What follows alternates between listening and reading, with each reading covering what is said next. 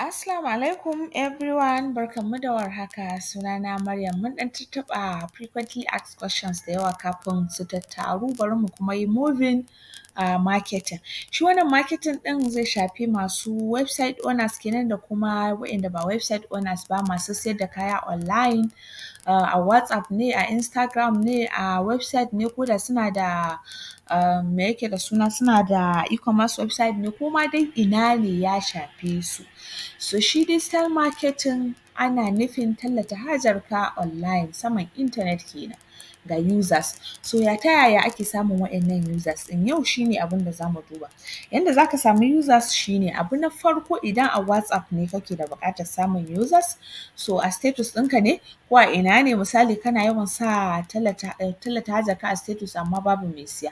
So abu na farko da za ka fara yi shi ne ka tabbata ka riƙe users ɗinka ga status ɗinka. 80% ko kuma 70% na abin da za ka yi posting a status ɗinka ya kasance abu ne mai amfani ga masu kallon status ɗinka, za ka ga gobe sun dawo. Sannan sauran 30% ɗin ya kasance abu ne da zai amfane ka, misali ka tallata hajarka ne ko wani abu. Amma kawai daga fara business ba za ka je a status ɗinka ba kai ta tura shaddoji ko kai ta tura hulunoni ko atamfofi ko kuma kai ta tura cewa ina sayar da data, ba za ka yi expecting mutane su zo su siya ba. Ai irin kallon nan za su yi maka na sama da ƙasa ɗin nan su wuce, ka san mutane ba su damu da abin. So amma lokacin da kake ba su value, kake aza musu content masu matuƙar muhimmanci a status ɗinka, kullum za su riƙa son su kai updation status don su zo su duba. So da sun gani sun duba, kana iya ka sa abubuwa kaman guda 3 haka masu muhimmanci a gare su, misali idan kaman abu 5 za ka sa status ɗinka ko 6, sai ka sanya wannan ɗinka tallanka. So idan ka fara riƙa sa musu abubuwan masu muhimmanci a gare su a farko, sai kuma daga ƙarshe ka sa tallanka, sai idan ka kama su. Yanda za a yi ka kama su shi ne users ɗinka masu kallon status ɗinka na ƙarshe. So idan ka kama su waɗannan users ɗin kullum suna ganin status ɗina, sai kawai in ka tashi sai ka riƙa sa tallan taka ta zama ta farko, sannan sai ka sa valuable information ɗin su zama na ƙarshe. So definitely dole dai za su kalli tallanka sannan su kalli su kalli valuable content ɗin da ka sanya. So daga nan za ka riƙe mutane da yawa waɗanda kake da lambobinsu. Sannan abu na biyu, kana da buƙatar ka riƙa saving content ɗin mutane, contact ɗin mutane.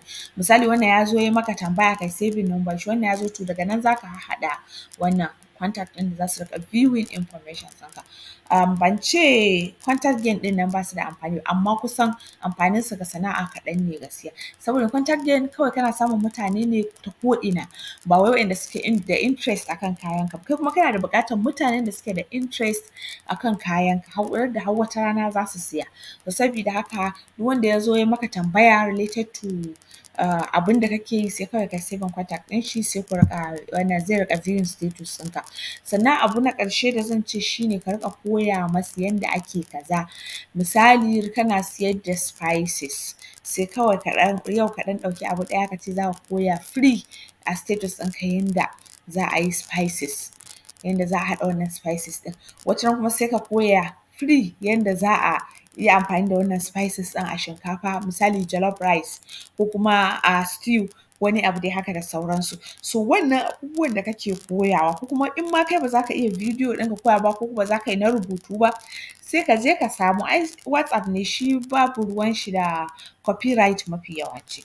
Sai ka je ka samo ko a YouTube ko a Instagram ko a Facebook ko a TikTok, ka samo dai wannan bidiyo ɗin yanda ake kaza related to abunka ka zo ka koya. So in sha Allahu wani sai ka ji yana kiran dan Allah, saboda ya ga abin yayi kyau, sai ka ji yana kiran dan Allah ina zan samu kaza, kuma dama kana siyarwa, kawai sai ka ce ni ke siyarwa, sai ka musu delivery. Wannan shi ne in sha Allahu. Na gode, sai mu haɗu da ku a wata bidiyon in sha Allah.